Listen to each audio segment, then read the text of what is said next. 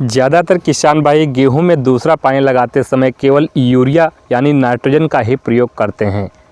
किसान भाइयों, अगर आप यहां पर सही खादों का इस्तेमाल कर लेते हैं, कुछ ऐसे सूक्ष्म पोषक तत्वों की आवश्यकता होती है। अगर आप पहला पाली लगभग 21 से या 25 या 30 दिन पर लगा देते हैं तो गेहूं की अच्छी सी ग्रोथ तो होती है, कल्लों की संख्या भी होती है, कल्लों में अच्छा सा फुटाव भी देखने को मिलता है। लेकिन जो दूसरा पानी भी होता है किसान भाइयों, ये भी बहुत इम्पॉर्टेंट पानी होता है, क्योंकि जब गेहूं में दूसरा पानी लगाते हैं तो हमारी फसल 40 से 45 दिन के आसपास पहुंच चुकी होती है, यानी गबोट अवस्था के लास्ट समय में पहुंच चुकी होती है। बालियाँ निकलने का समय बहुत ही नज़दीक, बहुत ही पास आ चुका होता है।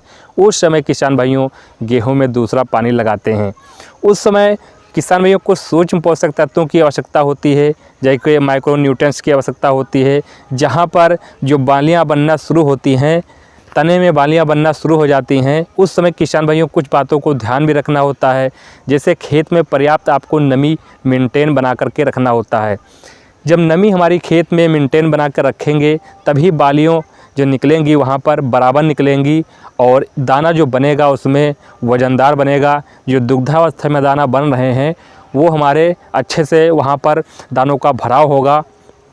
तो वहाँ पर किसान भाइयों आपको सबसे जो ताकतवर खाद है आपको सल्फ़र लेना है। यूरिया तो प्रयोग करते हैं किसान भाइयों, यूरिया के संग जो हमारे सल्फ़र डालेंगे। सल्फ़र एक फंगिसाइड का भी काम करता है।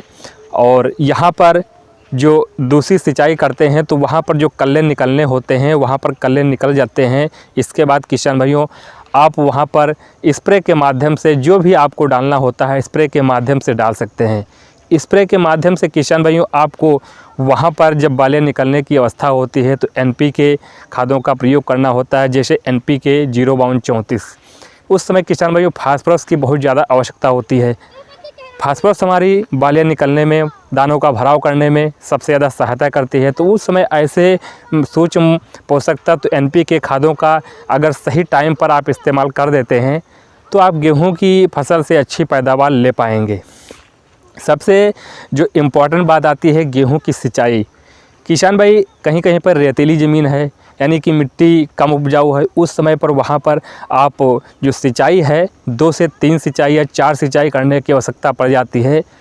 खेत में आपको जाइए, वहाँ पर देखिए, पैर अगर थोड़ा सा दब रहा है, नम है तो वहाँ पर ठीक है, अगर कड़ा हो जा रहा है तो आपको सिंचाई वहाँ पर मेंटेन बना कर रखनी होती है। गेहूं में जब बालियाँ निकल रही होती हैं उस समय सबसे ज़रूरी किसान भाइयों होती है नमी आपको बना कर रखनी होती है। अगर ये सब बातों पर किसान भाई अगर आप ध्यान दे देते हैं तो गेहूं से आप बम्पर उत्पादन ले पाएंगे। किसान भाइयों ये जानकारी अगर पसंद आई हो तो प्लीज़ वीडियो को लाइक कीजिए।